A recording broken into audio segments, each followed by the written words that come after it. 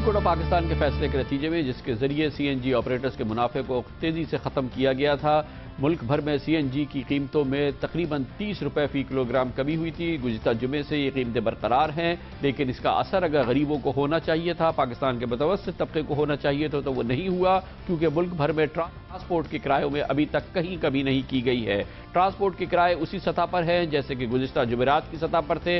आज हुकूमत पंजाब ने बहरहाल फैसला किया, ट्रांसपोर्टर्स के साथ तवील गुफ्तगू की और उसके बाद फैसला किया गया कि पंजाब के मुख्तलिफ शहरों के अंदर भी ट्रांसपोर्ट के किरायों में कमी की जाएगी 25 से 30%, और कल से पंजाब के एक शहर से दूसरे शहर जाने वाले ट्रांसपोर्ट के किराए में भी 25 से 30% कमी की जाएगी। 25 का इतलाक कल सुबह से होगा। देखना यह है कि कल सुबह से पंजाब में ट्रांसपोर्ट किरायों में 25 से 30% कमी होती है या नहीं।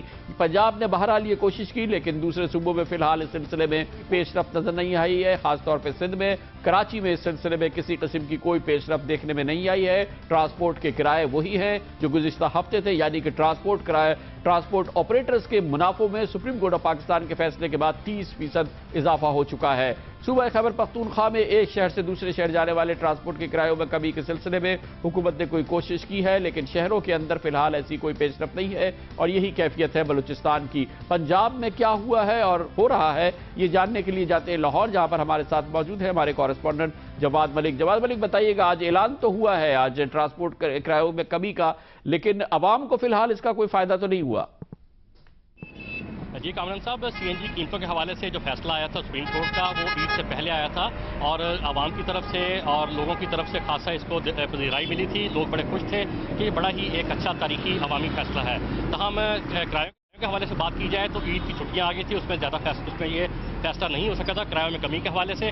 आज सारा दिन ट्रांसपोर्ट अथॉरिटी हुकाम और ट्रांसपोर्ट एसोसिएशन के नुमाइंदे आपस में मिल बैठे, कई घंटे तक ये इजलास जारी रहा लाहौर में, और बिलाखिर जो फैसला किया गया उसमें मुतफिका तौर पर बाहमी रजामंदी से उसमें यही सामने आया कि जो शहर की हदूद में चलने वाली वैगन बसें हैं, मिनी बसें हैं, उनका जो 30% तक उसमें कमी कर दी गई है किराए में। और जो शहर के बाहर चलते हैं, शहर टू शहर, यानी लाहौर से शेखुपुरा, लाहौर से गुजरांवाला और लंबे रूट्स हैं, उसका जो किराया है उसमें 25% तक कमी की गई है। तो हम ये लाहौर में छोटा रूट है, कम से कम उसका किराया 16 रुपये 15 रुपये है, उसको कम करके 10 रुपये कर दिया गया है। और जो उससे ज़्यादा 65 रुपये सबसे ज़्यादा से ज़्यादा रूट है, तवील रूट जो है, उसको कम करके 52 रुपये पर आज ले आए हैं। इस हवाले से जो ट्रांसपोर्ट अथॉरिटी हैं उन्होंने आज प्रेस कॉन्फ्रेंस भी की थी और उसमें बाकायदा इसका नोटिफिकेशन भी जारी कर दिया गया है। तो हम इस पर अभी जो अमली तौर पर 100% इस पर अमल दरामद नहीं हो सका। उसकी वजह यह थी कि शाम 4 और 5 बजे के दरमियान इसका नोटिफिकेशन जारी किया था। हमारी ट्रांसपोर्टर हुकाम से बात हुई थी, उन्होंने कहा कि हम सुबह इस पर 100% अमल करा देंगे। सुप्रीम कोर्ट की तरफ से, पंजाब हुकूमत की तरफ से जो फैसला आया है उस पर हम 100% अमल करेंगे। बहुत बहुत शुक्रिया। जवाद मलिक बता रहे थे पंजाब हुकूमत ने मौसर कार्रवाई की जो कि नजर आ रही है, और कल सुबह से पंजाब में किराए कम होंगे, इसका नोटिफिकेशन भी जारी कर दिया गया है। कराची में क्या हुआ, कराची की सूरत हाल क्या है, ये हम पूछेंगे। हमारे नुमाइंदे सैयद आरफीन हमारे साथ मौजूद है। सैयद आरफीन, ये बताइएगा कि हुकूमत सिंध ने इस पर क्या रिस्पॉन्स दिया इन कीमतों में कमी होने के बाद, और शहर में आज क्या रहा इस हवाले से कैफियत?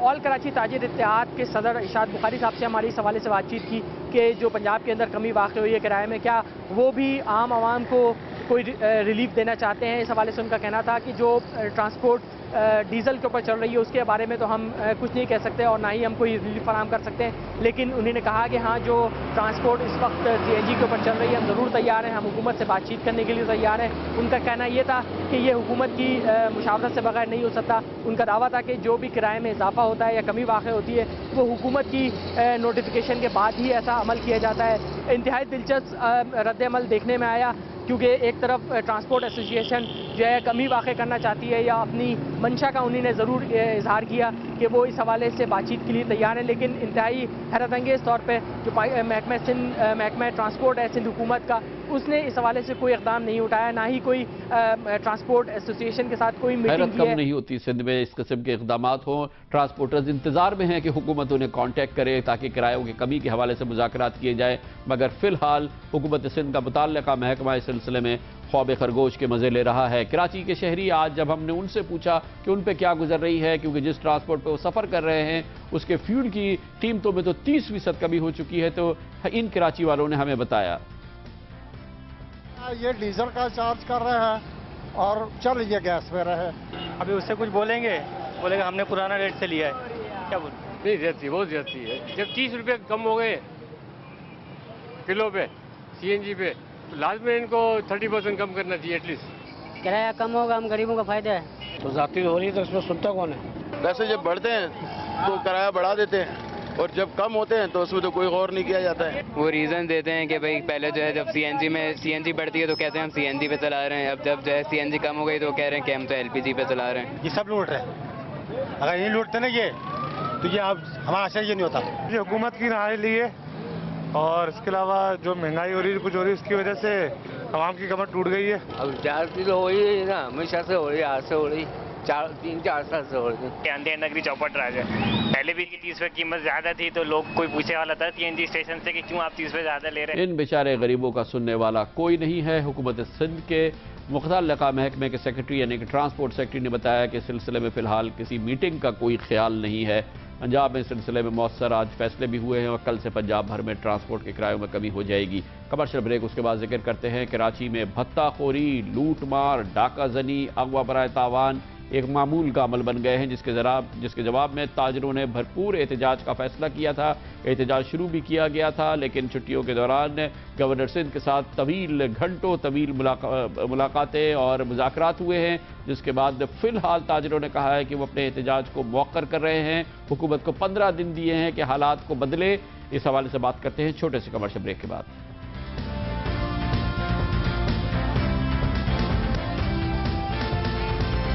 Welcome back. कराची में भत्ताखोरी, डाका जनीब और अगवा बराए तावान के वाक़यात, लूट मार के वाक़यात के खिलाफ बिल आखिर कराची के ताजरों का सब्र का पैमाना लबरेज हुआ था, जिसके बाद गुज़िश्ता हफ्ते फैसला किया गया था कि कराची भर में मौसर एहतजाज किया जाएगा और कराची के तमाम ताजिर, दुकानदार, सनतकार इसमें हिस्सा लेंगे। इस सिलसिले में तवील प्रोग्राम भी तरतीब दिया गया था, जिसका मकसद ये था कि हुकूमत पर दबाव में इजाफा किया जाए, जिसके तहत 3 नवंबर को कराची में चीफ मिनिस्टर हाउस और गवर्नर हाउस के बाहर ताजरों ने आवाम के साथ धरना भी देना था। ईद की छुट्टियों के दौरान और इससे कबल गवर्नर सिंध डॉक्टर इशरत इबाद ने इन ताजरों के साथ मुज़ाकरात किए। कई घंटे तवील मुज़ाकरात हुए, जिसमें लाहे अमल तरतीब दिया गया कराची की सूरत हाल को बेहतर बनाने के लिए। इस सिलसिले में हुकूमती यकीन दहानियों का एक लंबा सिलसिला एक बार फिर शुरू हुआ। हुकूमती यकीन दहानियाँ सामने आई, जिसमें ताजरों को यकीन दिलाया गया कि सूरत हाल की बेहतरी के लिए मुख्तलिफ इक़दामात किए जाएंगे। इस हवाले से गवर्नर सिंध ने ताजरों को ये यकीन भी दिलाया कि कराची में मुतवाज़ी अमन आमा का जो सिस्टम चल रहा है, लॉ इन्फोर्समेंट एजेंसीज़ के हवाले से रेंजर्स एक तरफ और पुलिस दूसरी तरफ, उसको भी एक जगह मिलाया जाएगा। और इस सिलसिले में फ़ौजी हुक्काम से, सीनियर फ़ौजी हुक्काम से भी बात की गई है, जिन्होंने इसमें अपने पूरे ताउन की यकीन दहानी कराई है। एक बात बहुत अहम है कि कराची में लॉ के हवाले से 2 मुख्तलिफ हिकमत अमली पैरेलल चलती हैं, मुतवाज़ी तौर पर चलती हैं। पुलिस अपनी हिकमत अमली तरतीब देती है, अपने अंदाज में फैसले करती है, अपने एक्शन करती है। रेंजर्स अपनी हिकमत अमली तरतीब देती है, अपने अंदाज में फैसले करती है और अपने एक्शन लेती है। 2 मुतवाज़ी निज़ाम की वजह से और इनके रिसोर्सेज तकसीम होने की वजह से कराची के शहरी सफ़र करते हैं और कराची में जराइम पेशा को इससे फ़ायदा होता है। देखना यह है कि ये दोनों निज़ाम क्या वाकई यकजा होते हैं और इन तमाम क़ुव्वतों को एक जगह इकट्ठा करके जराइम पेशा लोगों के खिलाफ सफारा किया जाता है या नहीं, जैसे कि गवर्नर सिंध डॉक्टर इशरत इबाद ने वादा किया है। इस हवाले से ये बात भी बहुत अहम है कि कराची के ताजरों ने इन यकीन दहानियों के बाद, और इन यकीन दहानियों में जिसमें यह भी शामिल है कि सिटीजन पुलिस लाइजन कमेटी को भी पुलिस की एक भारी तादाद उनकी डिस्पोजल पर रखी जाएगी। जहाँ जहाँ दुकानदारों को, ताजरों को ज़रूरत होगी, पुलिस की वहाँ पर तैनाती भी की जाएगी। जिसके बाद कराची चेंबर ऑफ कॉमर्स ने फैसला किया कि अब इस एहतजाज को 1 महीने के लिए मौखर कर दिया जाए, ताकि मुहर्रम भी इसमें गुजर जाए और आशूर के बाद इस हवाले से एक भरपूर फैसला किया जाए और देखा जाए कि इस दौरान कराची की सूरत हाल में क्या वाकई बेहतरी आती है। Federation of Pakistan chamber of commerce ने भी इस पर रद्दअमल का इजहार किया है और 15 दिन के लिए अपनी इस एहतजाज के प्रोग्राम को मौखर किया है। हुकूमती फैसलों का इंतज़ार है और उस पर अमल दरामद का इंतज़ार है। देखना यह है कि किस हद तक मौसर अंदाज में अमल दरामद किया जाता है। इसी दौरान कराची चेंबर ऑफ कॉमर्स की जानिब से बताया गया है कि इन तमाम मुज़ाकरात के पस मंज़र के दौरान हुकूमती यकीन दहानियों के बावजूद छुट्टियों के दौरान कराची का एक और ताजिर अगवा कर लिया गया है। इस ताजिर के हवाले से फ़िलहाल यही पता है कि उसके लिए अगवा करने के बाद तावान का मुतालबा उसके घर वालों को पहुँचा दिया गया है। इस पूरी सूरत हाल पर कराची के ताजरों का ये फैसला कि फ़िलहाल वो एहतजाज के प्रोग्राम को मौखर कर दें, हम बात करेंगे। हमारे साथ मौजूद हैं Karachi chamber of commerce and industries के साबिक सदर जनाब अंजुम निसार। अंजुम साहब, ये बताइएगा कि यकीन दहानियाँ पहले भी होती रही है, एक बार फिर यकीन दहानियाँ, तवील यकीन दहानियाँ आप लोगों को कराई गई हैं, आपको वाकई इतना यकीन आ गया कि इसके नतीजे में ये पूरा एहतजाज जिसका बड़ा उसको बहुत पब्लिसाइज किया गया था, उसको मौक्कर कर दिया गया, मुअत्तल कर दिया गया? देखिए, जहाँ तक ताल्लुक है, हम तो पिछले 3-4 साल से KCCI कराची चैम्बर के प्लेटफॉर्म से, बिजनेस कम्युनिटी के प्लेटफॉर्म से मुसलसल गवर्नमेंट की सब तवज्जो दिला रहे हैं कि बत्ताखोरी, किडनैपिंग और ये टारगेट किलिंग की लानत और नासूर फैलता चला जा रहा है। तो इस सिलसिले में पहले भी कई मीटिंग हुई। इस बार हमने गवर्नमेंट से लास्ट टाइम कहा है कि देखें, इनफ इज इनफ, इंडस्ट्री का पहिया बंद होने जा रहा है और अगर आपने कोई इकदाम नहीं किए तो ताजे हालत मजबूरी हड़ताल पे जाने पे मजबूर हो जाएंगे। हड़ताल हमारा एक लास्ट एक सोच होती है बिजनेस कमेटी की, क्योंकि हम तो मुहतमिल ही नहीं हो सकते कि अपनी फैक्ट्री चंद घंटों के लिए भी बंद करें। तो गवर्नमेंट ने यकीनी तौर पर कोई ऐसी यकीन दहानी जबानी तो नहीं, हमारे से बैठ के 4 घंटे एक दिन और फिर दूसरे दिन 2 घंटे बैठ के खुद गवर्नर साहब ने हमारी बातें सुनी और इस बात की यकीन दहानी कराई कि आपको 15 दिन के अंदर ग्राउंड के अंदर जमीन के ऊपर आप देखेंगे कि काफी बेहतरी लॉ एंड ऑर्डर की हवाले से नजर आएगी। हमने कहा 15 दिन छोड़ें, आप 1 महीना ले लें, तो 1 महीने बाद भी अगर कोई सूरत हाल में बेहतरी नजर नहीं आती तो हम मजबूर होंगे कि ताजिर कम्युनिटी स्ट्राइक क्या शायद अपनी चाबियां ही हाउस रख के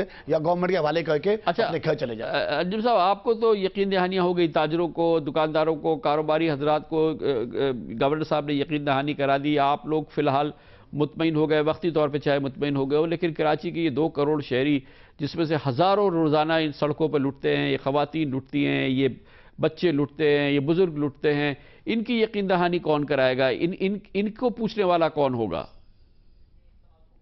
देखिए, जहां तक आप तो आम शहरी की बात करते हैं, हमने खाली कराची चैम्बर ने बिजनेस कमेटी की बात नहीं की थी, हमने पूरे कराची को, चूंकि हम रिप्रेजेंट करते हैं और कराची चैम्बर पाकिस्तान का सबसे बड़ा चैम्बर है, तो हमने एक आम, और जब धरने की भी हमने कॉल दी थी या हड़ताल की भी कॉल दी थी तो खाली बिजनेस कमेटी की कॉल नहीं दी थी, हमने कराची के तमाम शहरियों को दावत दी थी कि आप आएँ, चूंकि आम ये बजाय के कम हो, बद से बदतर होती चली जा रही है सूरत हाल। अब एक आम आदमी तो दिन के टाइम भी अपने काम पर भी जाने से डरता है, चाहे वो बिजनेसमैन हो, चाहे एक आम शहरी हो, कोई जॉब कर रहा हो, बेचारा ठेला लगाता हो। तो हमने ये कराची के तमाम शहरियों के लिए इकदाम उठाए थे, चूंकि देखिए एक बड़ा ताजिर या दरमियाना ताजिर अपनी हिफाजत का कहीं ना कहीं किसी तरीके से बंदोबस्त कर सकता है, लेकिन एक बेचारा गरीब शहरी, एक गरीब आवाम, वो कहां जाए? तो हम उन सबको रिप्रेजेंट कर रहे हैं और जब भी कोई हम डिसीजन लेंगे तो पूरे कराची के आवाम को अपने साथ लेकर चलेंगे। हम किसी भी शहरी या आवाम को तनहा नहीं छोड़ेंगे किसी भी सूरत के अंदर। बहुत बहुत शुक्रिया अंजुम निसार, साबिक सदर कराची चैम्बर ऑफ कॉमर्स हमारे साथ थे। कमर्शियल ब्रेक, उसके बाद जिक्र करेंगे पाकिस्तान में खूरेज ट्रैफिक हादसे मामूल का अमल हैं और आज मामूल का अमल हुआ बहावलपुर में।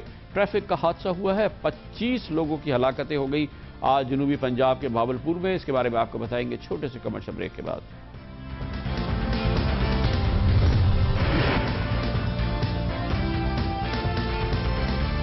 Welcome back. पाकिस्तान में वैसे तो महंगाई है, मगर पाकिस्तान में अगर कोई चीज़ सस्ती है या कम से कम सस्ती नज़र आती है तो वो अफसोस के साथ कहना पड़ता है, वो है इंसानी जानें। इंसानी जानें जिस तरह से पाकिस्तान में ज़ाया होती हैं, शायद ही दुनिया के किसी मुल्क में इस तरह से इंसानी जानों का ज़िया होता हो। ट्रैफिक हादसे इसका एक बड़ा ज़रिया बनते हैं और हर रोज़ आपको किसी बड़े ट्रैफिक हादसे की इत्तलात आती हैं। ईद वाली छुट्टियों में सांगला हिल के करीब एक ट्रक से एक कार जा टकराई। इस ट्रक ने इस कार को रोक दिया और एक ही घर के 4 अफराद इस वाक़े में अपनी जानों से हाथ धो बैठे। ईद के रोज़ ये संगीन वाक़या पेश आया। 5 लोगों की इसमें हलाकतें हुई थी, जिसमें एक ही ख़ानदान के एक ही घर के 4 लोग भी शामिल थे। लाहौर में आज एक गाड़ी बेकाबू होकर नहर में जा गिरी, जिसमें एक ही घर के 3 अफराद अपनी जानों से हाथ धो बैठे। मगर आज का और इन 3-4 दिनों का सबसे बड़ा वाक़या आज जनूबी पंजाब के भावलपुर में हुआ, जब एक मुसाफिर वैन मुखालिफ सिम से आती हुई